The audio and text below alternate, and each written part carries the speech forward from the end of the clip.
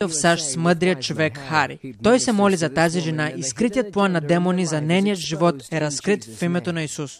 Във всемогъщото име на Исус Христос. В името на Исус Христос. Не! Ела тук. Кой си ти? Не! Кой си ти? Не! Какво си направил? Аз съм съпругът. Ти си съпругът? Да. Няма дете. Нямате дете? Причиних и белодробен проблем. Причинил си и белодробен проблем? Да. Да, какво искаш? Какво искам? Да. Искам да излезеш от това тяло. Блокирах филопиевите и тръби. От колко време Не си те в нея? харесвам. От колко Не време? те харесвам. Не ме харесваш? Да. Защо? Защото не те харесвам. Искам да изляза. От колко време си в нея? Откакто е родена. Откакто е родена. Да. Ела тук. Не. Нямаш право да бъдеш в това тяло. Това тяло е храм на Святия Дух. Във всемогъщото име на Исус Христос заповядвам ти, нечист дух, вън от нея! Вън! Вън! Във всемогъщото име на Исус Христос! Вън! В името на Исус ти си обявена за свободна. Благодаря ти, Господи. Благодаря ти, Исусе! Благодаря ти, Исусе! Изправете се. Изправете се. Как сте? Добре, Изчакай. благодаря. Казахте, че вие сте съпругът. Не. Аз съм жена. Вие сте жена. Да. Но казахте, че вие сте съпругът и че сте й причинили белодробен проблем. Това е, което казахте. Боли ме отстрани. И казахте още, че сте блокирали нейните филопиеви тръби и не сте й позволили да има дете. О, Боже! Омъжих се 2 пъти. Но нямах деца. Нищо. Нямате дете, нямате Да, нищо. имах белодробен проблем Така. от 3 години. Духът, който беше във вас, е прогонен. Благодаря ти, Исусе. Сега ти си свободна. Благодаря ти, Исусе. Благодаря ти, Исусе. Не трябва да се радваме, защото духовете ни се покоряват. Трябва да се радваме, защото имената ни са записани в книгата на живота.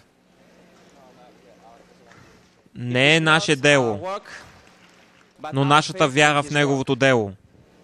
Моля се, нашата вяра да не отпада в името на Исус. Време за свидетелство. Казвам се Сузи Сурур от Онтарио, Канада, но по рождение съм от Судан.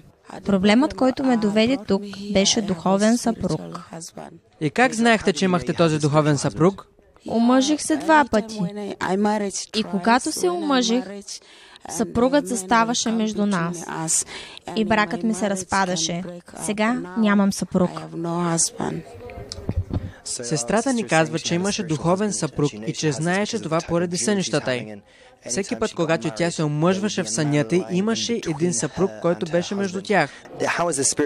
Как този духовен съпруг повлия отрицателно на живота ви?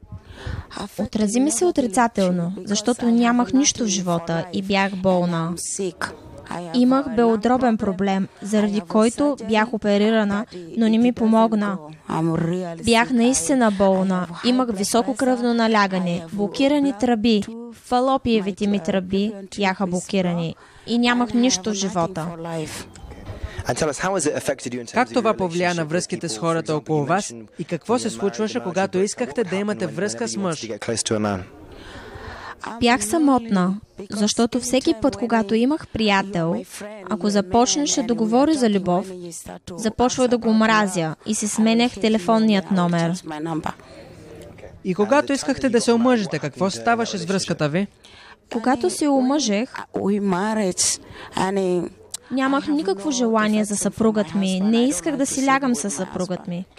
Кажете ни, когато искахте да се омъжите, какво виждахте между вас и съпругът ви? Винаги виждах тъмнокож мъж с синьо палто, който идваше при мен през нощта. И какво се случваше с брака? Брака се разпадаше, без да имаме деца. По този начин се случваха нещата. 2 пъти се развеждах. И поради този духовен съпруг, омъжена ли сте? Не съм. Нямам никой. И нямате деца? Не. Какво се случи с вас, когато мъдрият човек Хари се молеше за вас на молитвената линия? Бях на молитвената линия и когато мъдрият човек Хари дойде, видях нещо да блести в очите ми. Започнах да си мисля, че не харесвам този човек и исках да изляза навън. Но нямаше къде да отида. След това той ми каза, ела тук, и аз отидах при него. Когато нечистият дух започна да се изявява, вие казахте, че не харесвате мъдрият човек Хари и не искате да го доближите. Да, казах, че не го харесвам. И какво се случи, когато той се моли за вас? Духът излезе навън. И как се чувствате сега?